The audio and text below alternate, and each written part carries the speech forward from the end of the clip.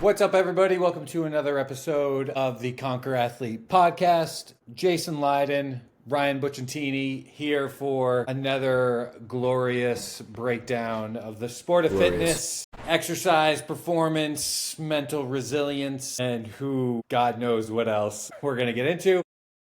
What else, right? Let's talk about the state of California, or not. I'm about it. I'm about it because I lived in it and I'm no longer there. So crazy, man. If it burns, it burns. California's burning. It is. I feel bad.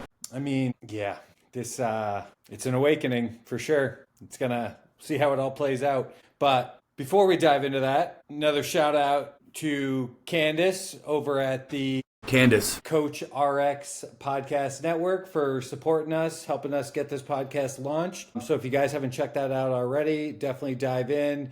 Bunch of cool podcasts over there. Some people doing some cool collaborations, everything training, performance. Pretty similar to this, but definitely not quite as cool.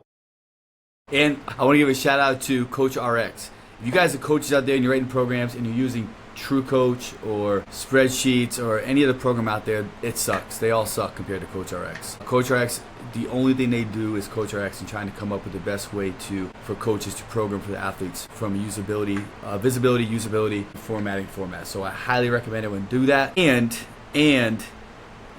Coach RX, if this is not true anymore, then I'm sorry, but you can transfer over to Coach RX and they will transfer your clients for free, and it takes maybe a day for it to happen, and it's hassle-free. I did it with all of the clients at Conquer Athlete about a year, 2 years ago. It was hassle-free, happened in less than a day, no sweat off my back. Yeah, I think it was one of the best changes we ever made from True Coach to Coach RX. And Coach RX will gladly take a check from you guys for promoting you guys on our podcast. Yeah, definitely. All right. Well, the season's ramping up. So I thought a cool topic today is talking about, developing, mindset resilience, developing, mental capacity, building mental toughness without burning out, something along the lines of that. I think it's something a lot of athletes struggle with. I think it's this mindset of, just grind, hustle, harder to kind of develop those qualities. And I don't know how you feel about it. I have some opinions about it. I don't think that's the best way to do it, but I want to hear the Jason Leydon mental toughness spiel. Give me the Jocko speech. D-BAP. I don't even know what that means. Don't be a pussy. Okay. D-BAP, forgive me my language, anybody's listening to this and just got offended. D-BAP goes back to, I think it was like 2000, maybe like 16 or 17 when we were at the East Regional semifinals for CrossFit, which was still held at Reebok. And I was coaching Craig Kinney. He was making his first run at the games. And it was a pretty nasty, long workout. And like if he did really good on it, he would have qualified. If he didn't, it would have been harder. So I walked up to him before it started and I said, D-BAP. He's like, what does that mean? I said, don't be I won't say it again. And he laughed, he went out and he won the workout. And then I got filmed, this one again faster, was around again faster. Filmed me and say, hey, what was that you said to Craig before the workout started? And I said, D-BAP. So I was all over like the again faster videos for a while. D-BAP, I think I almost put on a Cross Over t-shirt, where it's like the old school CrossFit back in the day where like, the t-shirts with like skulls with like barbells through the skulls and like everything like that. And I had a pair of brass knuckles on the back of the shirt, and inside each round piece of the brass knuckle said D-BAP, D-B-A-P. I mean, I feel like if anybody likes this idea, we could do a Conquer throwback, and I feel like we should bring this back. This should be the next the D-BAP shirt, Conquer Athlete D-BAP shirt. You think we make a lot of sales on it? 100%. 100%. I'm gonna make a note here. Do we do it with the brass knuckles? And the brass knuckle idea was James Hobart. So D-BAP was like Hobart, myself, Craig, all these people used to say it, and Eric McGee. Do you ever know Eric McGee? I don't know Eric McGee. Eric McGee was a CrossFitter. He made the games, I think, twice. One of the most scariest humans in the world, but also the nicest human in the world. He was a ginger, so he already has some things going for him, right? But he was about 205 to 215, tatted up from his neck to his feet. Ex-Ranger, did a tour in Iraq, was on Tough Enough for UFC, was a UFC fighter, and then got into CrossFit. And a monster. Natural, 300-pound strict press type person. You know, so at our throwdowns, we used to have these throwdowns every Friday across the Milford. It was Rob Orlando, Hobart, McGee, Lipson would come up, Sin Martinez and his whole like Harlem crew would come up, and we would just every Friday. Sometimes the Bergerons would come down, Ben Kelly would come up. It was the rawest, purest form of underground fitness and just,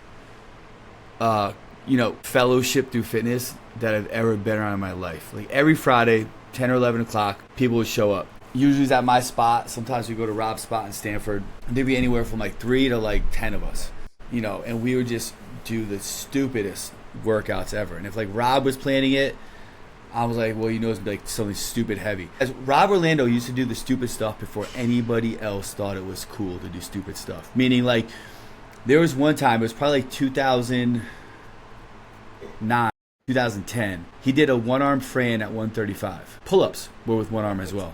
Yeah, no, they might still be on YouTube. One-arm pull-ups, one-arm thrusters. I think it was at 135, 21:15.9. Yeah.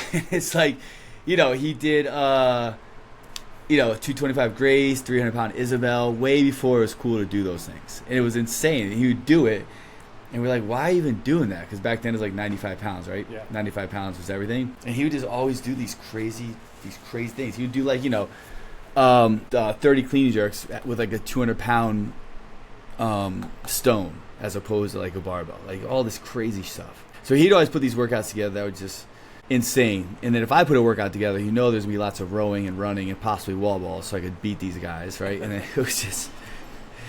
it was just awesome back then, those training days. But anyways, back to your original question of like mindset resilience. Dude, we can get some crazy stories about that time. Like that was a time when it was like the wild, wild west. Like we would get hammered on Saturday night as a group and then wake up Sunday and just do as much fitness as we could, hungover. As much right? It was like just hold on. Yeah. Yeah, like Fridays we would do as much fitness as we could do and then go to Whole Foods and spend whatever money we had, because gyms had 70 members in them back then, on the salad bar, and then go back to training because we thought we had to eat paleo. So we all weighed like $190 and couldn't lift except for Rob and Dave and James. Yeah. You guys are counting your blocks doing zone. Oh, totally. Counting my nuts and all that. Counting my nuts. Yeah, counting all the blocks out, weighing 190, struggling to thruster 115. But hey, it was the zone diet, and that's what we were supposed to do. Yeah. Man, those days were crazy. I was just thinking about that because I saw Rob the other day, and then Lipson came in with Camille. And then Camille and Dave, their whole relationship started. Do you remember the Again Faster Rogue Challenge? Yeah, that's when they first started. That's when they first started dating. I remember this story. I don't know if I'm going to get mad. No, I'm not going to say anything bad or wrong. I don't even know. I don't even know. Start a story with that, I just remember like they're all like Castro was there and everyone was in the hot tub and it was like talking trash, and then like everyone got up and left and they stayed in the hot tub, and like I think Hobart or Rob texted me and they're like, Dave and Camille in the hot tub together. I was like, what? And then they're married with a beautiful baby girl Zoe. Yeah, so it all worked out. It all worked out. Those days were hilarious. Dude, Castro used to just send us workouts, whether he was sending like Bergeron or Hobart or Orlando. He would just send us workouts. Like, all right, you guys do this. Or Big Rob, can you do this, but can you do it at 225? And then that would be the workout we do. Like, there's a games workout which was, and I might say it wrong, but it was Isabel Grace and 30 ring muscle ups. And I forgot the order, but I think it went 30 clean jerks, 30 ring muscle ups, 30 power snatches, or whatever. This was a games workout like a couple years ago. Ashton sent Rob that workout like 12 years ago to do. But yeah, it was awesome. Man, at 225? No, he did it at the prescribed weight. And back then he did it in under 10 minutes. Yeah, like 12 years ago. I can't even fathom that human swinging from rings. He never had a big swing. He was like a short swing, like pseudo false grip type ring muscle up guy. Yeah, I just mean what he was as an athlete. I just don't see him swinging from rings, which is awesome. Like, talk about being a dude. His whole family's athletic. Right? I used to play basketball. It's funny, small world. I played a lot of basketball with his brother. He has a brother, Justin, and I never knew they were related. But before I knew Rob, I knew his brother Justin just from a basketball circuit. And his brother was a nasty basketball player. His brother was like Rob's height, but could dunk, could jump out of the gym, good baller, right? So the whole athletic genes run deep. I like it. Yeah. All right. D-BAP. D-BAP. D-BAP. D-BAP. Conquer shirt. Conquer shirt. All right, what do you think? Because I've been pondering on this a little bit, and I've got some like I don't know principles or just things I've been playing with. You know this. Well, let me hear what you've been pondering on that, and then I'll talk about my. I think people try to jump into shit that's way too hard for them, and then they burn out. Right? They're like, I'm gonna do this race or whatever, and whatever. Then they end up quitting. I think quitting is the worst possible thing. Not the worst possible thing you can do, but it's pretty high up there. Like it's coming back from quitting is hard. That's when the chatter really starts in your head. So when I think about mental training, I think about frequency and exposure. It's no different than, I mean, you can fucking call it progressive overload if you want. But mental training or mental capacity or mental resiliency is no different than a squat progression. And it's just this frequency and exposure to uncomfortable situations over time that are going to lead to you developing mental resiliency. I don't think it's something people are inherently born with. I think it's, whether it's from a tough childhood or something like that, they've just been in a consistent enough, slow burning, uncomfortable, unpleasant situation that brings on the highest levels of mental resiliency. Does that make sense? Totally. Yeah, so I've been playing with that, like call it like sub-maximal uncomfortableness, right? Like an accumulation phase of uncomfortability, right? And that could be a lot of different things depending on the type of athlete, like purposely shortchanging sleep, training tired, training, undernourished, underfueled, just doing shit that you're uncomfortable doing, podcasting, talking to other people if you don't like talking. And that's the thing, when you can just do this slow simmer of being uncomfortable does like wildly productive things to becoming more resilient. I couldn't agree more. Outside of D-BAP, right? Like I think that has its place. And I think early on that was like the legit mindset. It was just like, cool, it doesn't matter what we throw on the whiteboard or whatever. We're just going to do it. And we're going to sit here and suffer until it's done. And I think there's some people that can do that. But I think, doing that too frequently, you just get to the point where you're like, why are we doing this? Yeah. Why are we doing this week after week after week? And that comes down to a need versus a want. And I had this conversation with my son the other day. We were talking about Tyson. And he was like, hey, Dad, do you think in Tyson's prime, you could take a punch from him? And I was like, hell no. I was like, no, he would kill me. He was like, then he starts going on to like stories he hears about Tyson's training when he was younger. And I was like, yeah, but Cam, what you have to understand is the difference between needing to do something and then wanting to do something. Tyson needed to become a pro boxer because he had nothing else. He got arrested like 13 times by the time he's age 11 or 11 times by the time he's 13. He was from a really bad part, terrible upbringing. If he didn't become a pro fighter, his other option was keep fighting and probably end up in jail, who knows what. So he needed that. There was no other choice for him. His back was against the wall. And I find that a lot with people is like there's a need and a want. Like, do you really want this or do you need it? Neither one is right or wrong, but each one comes with its different parameters from a mental resilience or capacity standpoint of where these people have the ability to go to. Because if your back is against the wall and there's nowhere out but fucking through and you gotta walk to that fire pit, your capacity to withstand stuff and have that strength and that mental fortitude is going to be a lot different than someone that just wants to do it but they have this cushiony backdrop to fall back on if it doesn't happen. Now, with inside each one of the need versus want, there's still different parameters around that, right? You still see plenty of people who have a good life, who have money, who have stability, and they want something so bad that they sacrifice everything they have to be great at that one thing. And with those individuals, you can see this mental fire to do things that others won't do because they purposely know who they are and what they're trying to do to achieve that. And for a coach, I think we really need to understand, is this a need or a want? And I talk to my son about that all the time. Like, listen, like, you don't need to be a pro baseball player. You really want to be one. If you don't become one, you're still going to have a life of parents that love you, financial security, a great home to go to, good school, friends. It's not like you're fighting death every single day you wake up, right? Or the potential of harm or something bad that can happen to you. So you have this cushion. So you have to learn from a young age of what you need and what sacrifice really is and what you need to sacrifice to do the things you need to do. But that's just one part of the equation, because to me it also ties back to exactly what you're talking about. And I look at that as like the first two stages of building mental resilience, right? So stage one is just the person understanding like who they are, where they fall in the spectrum. And then the second phase, understanding like why they're doing this. Is it a need or a want? But then from there, to build that resilience, that capacity, coaches, if you have the ability to coach someone through this, it's like that slow burn.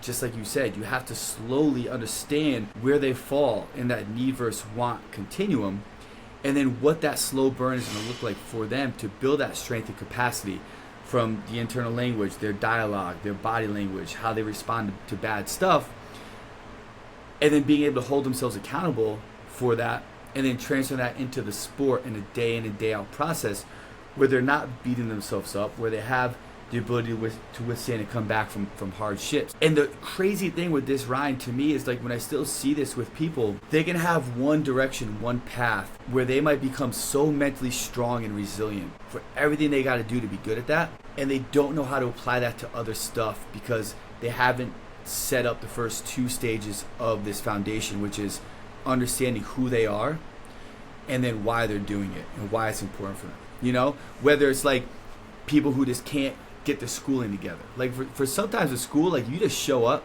you can be a C average person, right? Unless there's like learning disabilities, and people out there don't jump down my neck. Like I get it. My daughter has difficulties with school. She can't just show up and get a good grade. But for most people, like you show up, you do what you're supposed to do, you can make it through. And people just can't do that. They can't, but they can go out and put 8 to 10 hours a day into something and put complete focus and attention and resilience and withstand hardships and withstand setbacks and keep pushing forward. But in everything else out here, it breaks down and they can't do that, right? And to me, and I don't know where I'm going with this, it was just kind of like some thoughts I had when you were talking, is I get fascinated to see this, even with people I know who were so strong in the sport of CrossFit, but couldn't be strong with relationships, with marriage, with being a husband, and they would cheat on their wives and spouses, and you know, they wouldn't be there for the other things, but when it came down to training, it was one thing they could do it. And it's this uneven pie that a lot of people have. And what's amazing to see is when you take these athletes who have this component of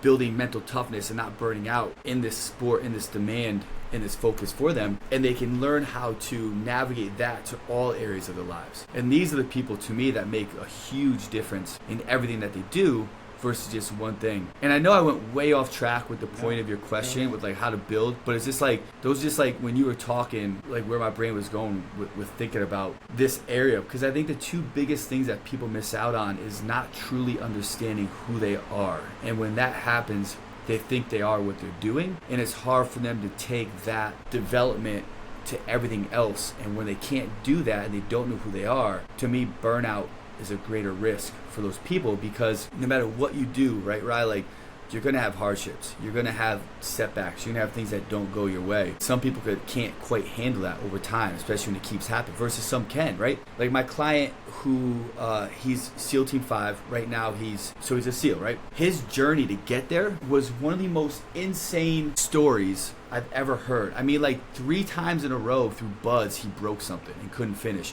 He was leading the class every single time, broke something, couldn't finish, kept coming back, made it, broke like a collarbone, came back, broke his foot. Like something kept fucking happening, kept coming back, finally makes it, finally top passes like highest in the class, moves on. His whole purpose in life is to be in this area, to do what he's doing, right? To him, has a training accident, literally fractures his spine. He's out for like 6 months, like something crazy happened, comes back from that. ATV accident, another training, breaks his collarbone, comes back from that, right? He's still, nothing can hold him back. And to me, the difference with someone like that is he knows who he is. Like he knows where he wants to be. And I've seen him take this same mentality and put it to everything else that he's doing in all the other areas. And people like that to me are fascinating because they have that basement for resilience, for mental toughness, because they're able to become tough and have resilience, but know how to apply that to everything else in their lives because they know who they are and what they're doing. Like those are fascinating people to me. I agree with you. That's a fascinating story because I think those people, for lack of a better term, are probably diamonds in the rough. And as you're going through talking about people who, at least from a training perspective, who can totally compartmentalize mental resiliency for that like one specific thing, but then struggle outside of that with, maybe really basic shit. So you think this, person A is, life during sport and then life after sport. Do you think, and this is, obviously, I don't think we have to speak in absolutes, but do you have to be able to compartmentalize? Like, have you seen that that's pretty standard across the board with high level athletes where they're just like all their focus, all their energy, all their mental capacity is just focused on being great at this one thing. And that's why everything outside of that potentially suffers. And then it's like, okay, after they leave sport, now they actually have mental room to try to translate those lessons learned. Yes. By law of averages, I think that is true. Yeah. I think the outliers are the ones that kind of pick other things up. Or to me, the outliers are the ones that to hit that 1% of everything, you have to sacrifice everything else. And things are going to suffer, right? Like it's just the way it is. Social life, family life, everything is going to suffer because of the attention that you have to put in to be great. I think what the separator is for some people is when they reach that greatness and they're still great and they're still in it, and they can look to now diversify that to other areas that are priorities to them before it's too late. Whereas some people... Do you think they just get to a certain level, like call it a Tia level, a Matt level, a Rich level, something like that, where they're just, it almost looks like they're just on cruise control and everybody else is just filling in for second place. And then they've kind of hit this point where they're like, cool, I can be the best that there is. And now I don't have to think about it quite as hard and I can just dedicate more effort into this other stuff. Yeah, I think that's one scenario. And I think the other scenario goes back to like the stories that you hear about Kobe. Like Kobe would just rearrange his stuff to be there for his family, from what I hear, right? Obviously this is all second, third hand as far as like his training times or how when he trained, he would try to do at certain points so he'd be there for his kids. And yes, I think you get to one point where you're just on cruise control, or like Eminem. I heard a conversation about Eminem, and he treats his studio time like a job. So like he'll say, I'm gonna be in the studio from like 9 to 5.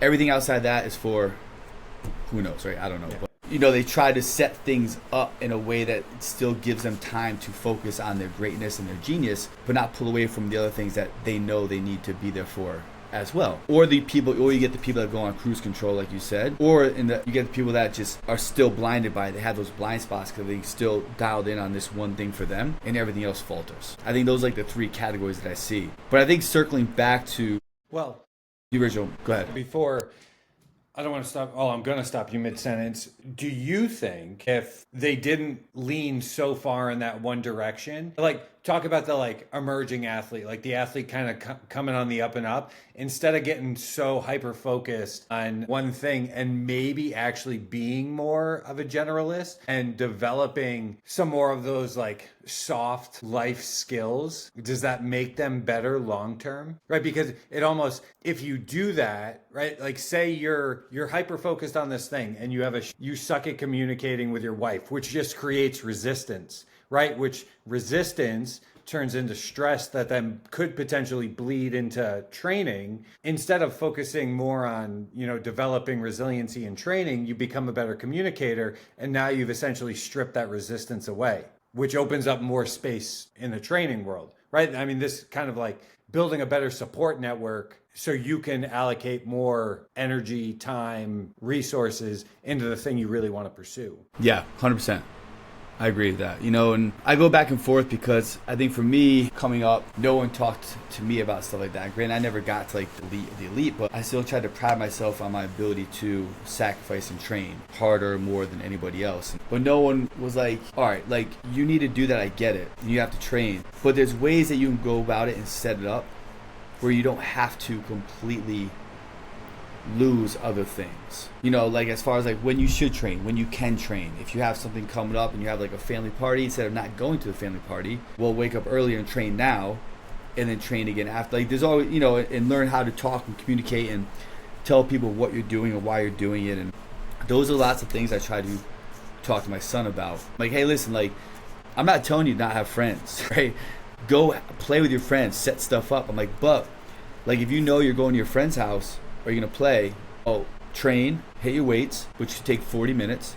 I was like, get your drills in, which could take another 30 to 40 minutes, and then go play all afternoon and come back. And if you have energy, we could do more stuff, but stack it up appropriately every single day. And it doesn't have to be like these 5-hour sessions, right? And I think when you do that and you teach yourself how to do that while still not completely stripping away everything else, I think that's a way that you prevent burnout in the long run. Because like I can still have friends and hang out and do this and do that because I've structured myself in a way that I know how I can put the stuff in I need to get done to achieve my goals without pulling away from everything else in life, where you get to one point you're like, well, fuck it, I haven't had a friend in 5 years, I don't want to do this sport anymore, I want to go out with my friends and have fun, right? And I think that's what's so important, which is missing from people that burn out, is they don't know how to stack things from a prioritization standpoint in a way that allows them to fill the cups that they need.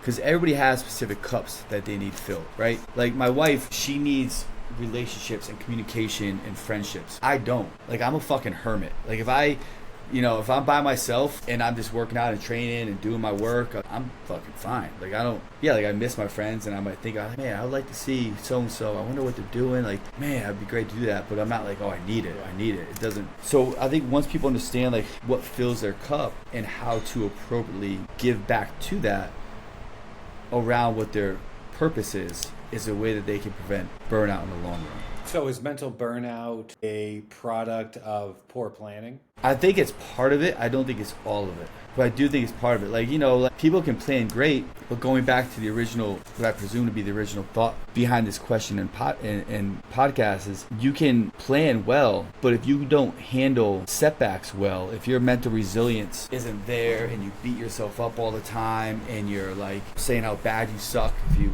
miss a shot, like that can lead to burnout too, because at some point your body internally is going to be like, I just can't.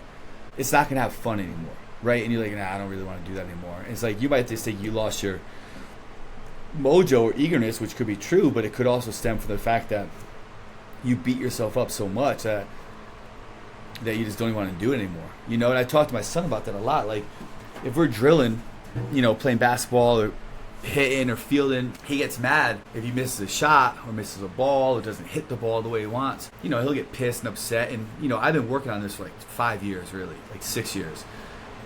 I'm like, this isn't the time to get upset. I'm like, okay, get pissed. I'm like, but don't say you suck. Don't put your head down. Don't slouch, because that's just going to send negative response to you about what should be fun, about what you love to do. I'm like, plus now like you're training, like this is the time to go over 10. This is the time to not hit the ball the way you want, but learn from it, have intention of why that's happening and fix it.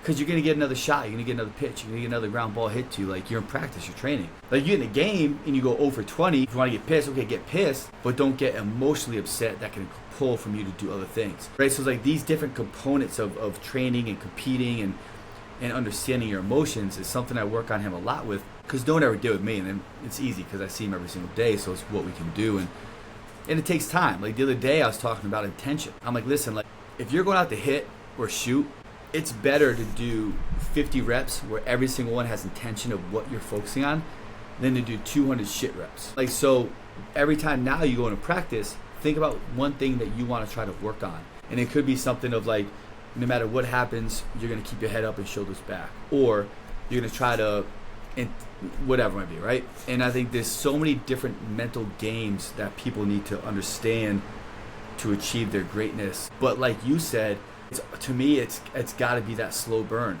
whether it's slow burn of exposure to the stress or slow burn of tactics. If I can't say, hey, we got to do like A, B, C, D, E, and F, right? I wait for the moment, and then when he's calmed down, I address it, and then we think about that one thing. And then once I feel like he understands that, whether it's 1 week, 2 weeks, or 3 months, I'll then move on to another tactic.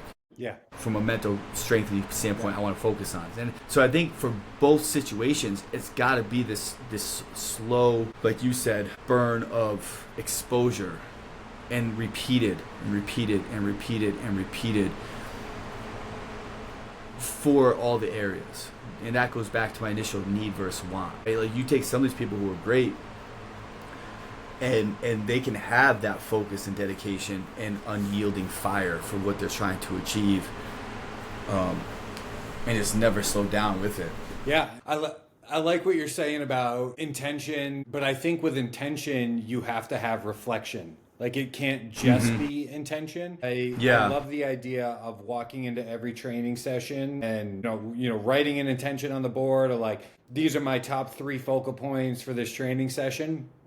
But it's like, cool, the intention is there because it's probably a weakness in some fashion. Like you're trying to develop some skill. And without the reflection component of it, what is realistically the point of the intention? Like, yeah, you focused on it, but did you hit it? Where do we go from here? Did you actually hit the mark with it? Yeah, I mean, I you couldn't could agree just more with see that, this what kind you're of saying. like this like kind of valley or mountain and valley or peak valley sort of idea when it comes to avoiding burnout or developing mental capacity. Like it is a very multifaceted skill set to develop. Like, keeping it fun, keeping it intentional, reflection, making sure you're getting enough exposure, making sure you're getting enough frequency. And if this is where we cut it off, I think that's what's the most important part for athletes to understand is it's complex. Changing the way you think is not something that's easy. You're talking generational, mindset, or the lessons you were taught, like what you said, like you didn't get any of this growing up. So you had to create a strategy to figure out to get you to the point where you want to get to. So give yourself a break, I guess is all I'm saying. Step into the fire a little bit, then step back, reflect. Was that beneficial to what you were trying to do? And then keep building from there. I love it. Mic drop. I don't need to say anything after that. Sweet. Well, great guy. Hopefully you guys got something out of that. Again, I think this is one of the more undervalued or least understood aspects, at least training our sport. Like we always see athletes leaving the sport because of burnout, because of mental fatigue or things like that. So check in with yourself, see where you stand. Maybe this is an area that you want to dedicate a little bit more training energy, emotional energy into. If you have questions, hit us up. I know this is something I'm super passionate about. I, for the longest time, had the shit voice, talking to myself, beating myself down. I'm sure you went through the same thing. But yeah, hope you guys enjoyed the episode. Check out the Coach RX Podcast Network if you haven't already, and we'll talk to you guys next time. Later, guys. See ya.